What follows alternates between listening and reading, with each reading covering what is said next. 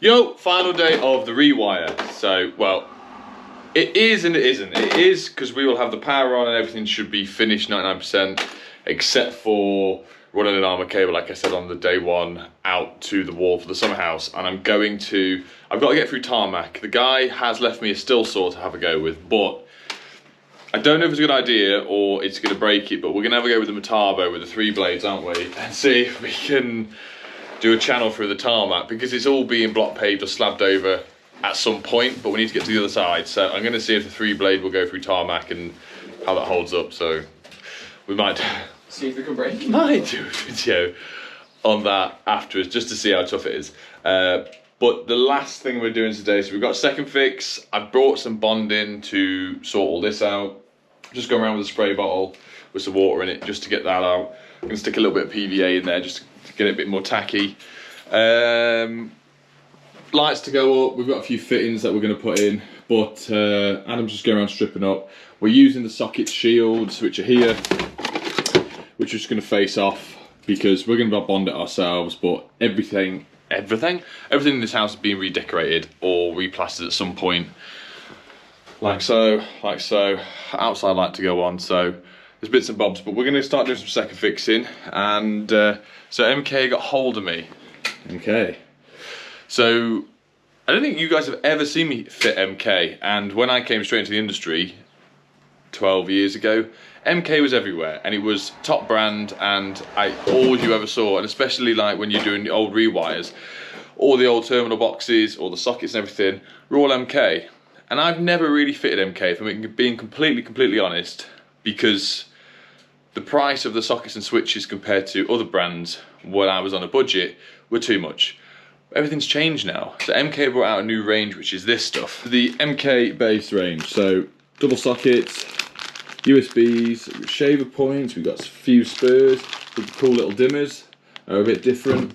So the purpose of them bringing this range out is to be, well, it's competitive with all the other brands, so we can still get the quality, but it's competitive prices, and on top of it, it's got a 20-year guarantee, which I never knew about, which is cool.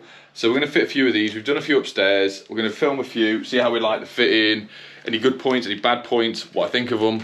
Honestly, you know, unbiased opinion. Right, away we go. So this is one Adam prepared earlier. Why is there a dark shadow? Right, let's start again. So open the bag up. Little bag, we've got the pins, we've got the little stop ends for the terminal pins, which are always nice. On the back, this is USB, dual USB one. And personally saying, it's not too thick. You know when you get some USB ones and they're like, ooh, you got to fit a 47mm pattress, but we fit 35mm boxes purposely for having USB sockets. So we'll go into a little bit more. Here's the back of it. So you've got good pins, good space in between live and neutral. A few of the ones that we fit, you've got live and neutral right next to each other. You have 2 earth points. So yeah, let's do these screws up. So nice big screw points. Get a fat driver in. This is a 5.5 as well, which is nice. You can get a good pressure on it. Let's give it a go.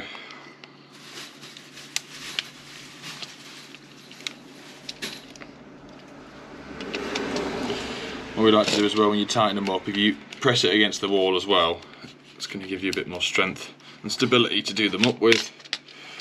That's that.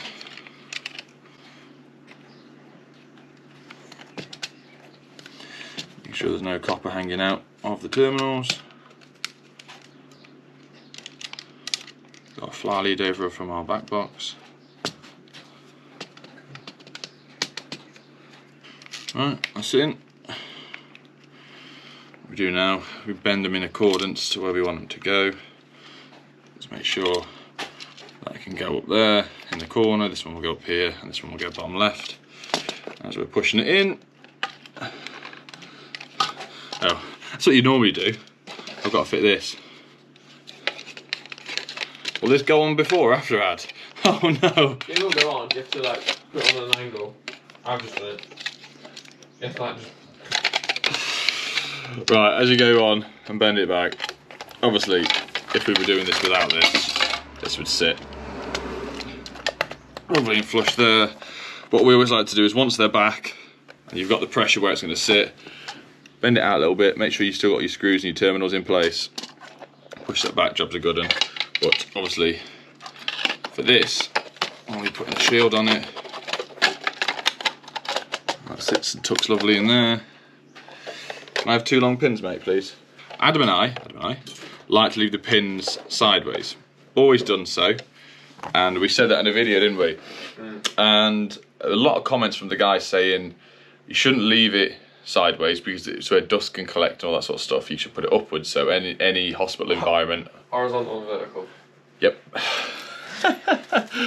You should always put it vertically because no dust or anything can sit on it. Which is true, and I agree with that. That's a good thing. I've never heard of it before.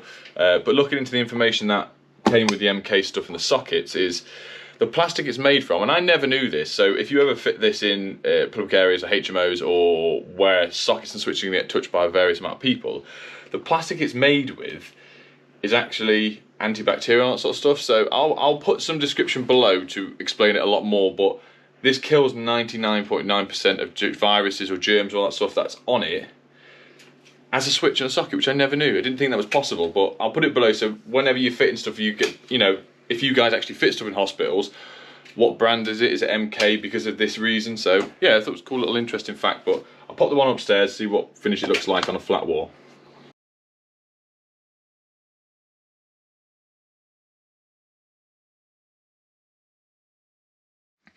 So sorry, I can't get any natural light because we've still got all that stuff in the way. But that's it on and finished. Nice beveled edge, nice grommets, nice looking. I like that the USBs are here. A lot of ones we've seen are here or up top, or the switches are put, like, it looks nice. We all know that. But this is what I mean when we go to jobs and there's MK, all old MK stuff. So here's one of the sockets we took off, which is an old MK one. And then you want to go even older, 99% sure, I can't find the lid, but I looked at it to start with, that's a very, very old MK one. So we've got a good three generations of MK here, so you can see how far they come. But no, it's nice finish. I'm going to get a few of the light switches on now and a dimmer and see how we get on with them. A few sockets on, got them all over. Light switch time now. So like I said in previous videos, we've run a 3-core so we can have a neutral at the switch. We're not going to be using it, but it's there for future. Sleeved it up, put it in a nice ideal, tuck that in the back. We've sleeved up our black, which is going to be our switch live. We've doubled the ends over with the back box. We're going to stick the dimmer on here. So this is the MK dimmer. It's a bit different to the other guys' ones. Nice big dimmer module, and this is also a trimmer, and I've never seen these before, so I have to have a look, but it allows you to trim the brightness of the dimmer. So let's say it's in your kids' rooms and you never want it to go fully bright, you can actually dial it down a bit so it'll hit max brightness at halfway or a quarter way or even the full way if you wanted to. It comes with a little cap to cover that up as well as the terminal pins.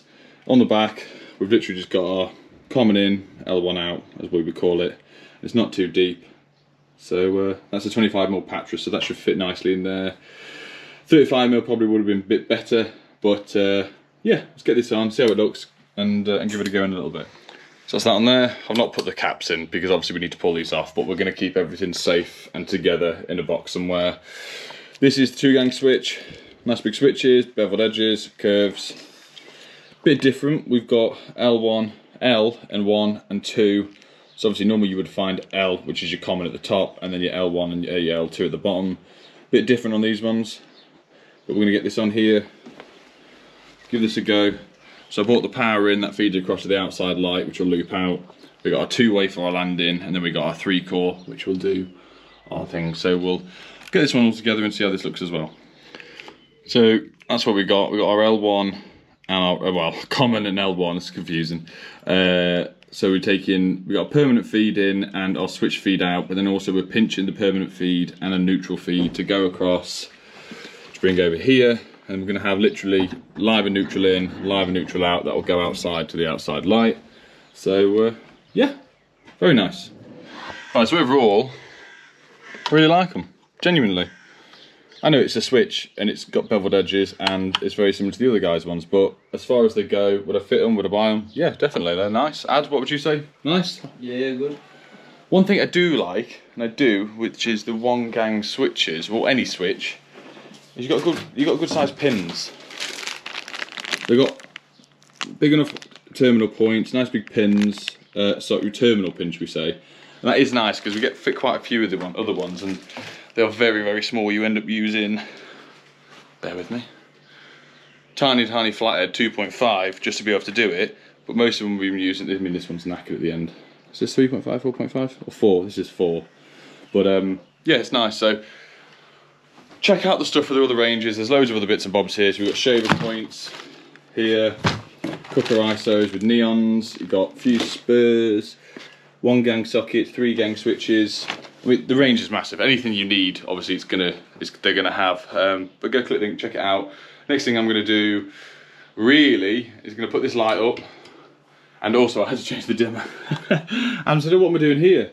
And I forgot. I wired this up as a normal 1 gang, 1 way. But obviously, we're doing it 2 way, so I've had to change it over because the dimmer's only it's a 1 gang dimmer, not 2. No, sorry, it's a 1 way dimmer, not a 2 way. We put that up. I'm going to start doing the board and doing a bit of bonding, but unfortunately I never bought the stirrer, what do you call it? For the mixing the dab. The attachment, the paddle, that's it, it's a paddle. So Adam's going to have to mix it with his hands, so I'll get you some gloves in a little bit, mate, so you can have a go with that, right? Hello. Hello. Oh, nice, isn't it? So we've got pretty much, well, we've second fixed everything now. It's just that little bit left to do, but we can't do that yet because you're still hoovering. Pendants up, sockets on. So we've got variation between the USB ones and the standard ones dotted around. I'm going to attack the fuse board now. I'm not going to film that because I've done loads recently and I need to just get it done with no distractions, if I'm being completely honest. One thing though, because Adam's tidying up, he's packing everything up, we already have been going around hoovering bits as and when we've been doing it. Upstairs already hoovered. But have you ever I mean, I have a few times considered it, but I actually haven't gone through with it. When you're doing rewire, I mean, he'd like this idea, is would you price in a cleaner to come in after you've done a rewire in an occupied house? Because it would be very helpful, whether we price in or it just comes off my profit, for someone in to come in at the very, very end, go round with proper cleaning equipment, good hoovers, duster and everything like that, rather than us lot really just move dust around. Well, I'd do it properly, he just moves dust around, doesn't know how to dust. No comment? No, he's not on it today, he just wants to go home.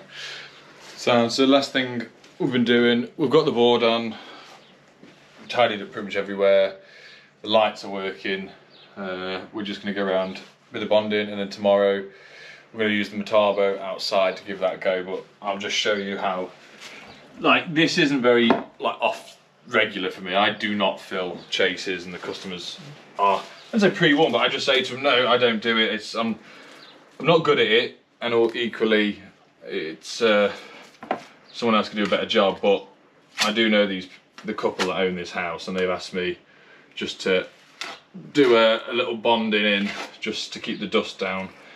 Just you know what it's like, you've got old plaster and whatnot, and when you're slamming doors or there's dust coming through, air coming through, you do get a lot of dust floating around. So I just said I'll stick a bit in. Everything's getting decorated, so I'm just doing a bit, and so Adam can now sit on the ladder, film me while he eats. What are you eating today now, mate? Pan au chocolat again. Pan au chocolat. Yep. Delicious. Right, so Nick's finished the mudslinging. He's done an alright job, to be fair. I think I could have done it better, to be honest, but hey ho. Nick's the labourer today, doing some mudslinging. But yeah, gonna end this one here. Bye.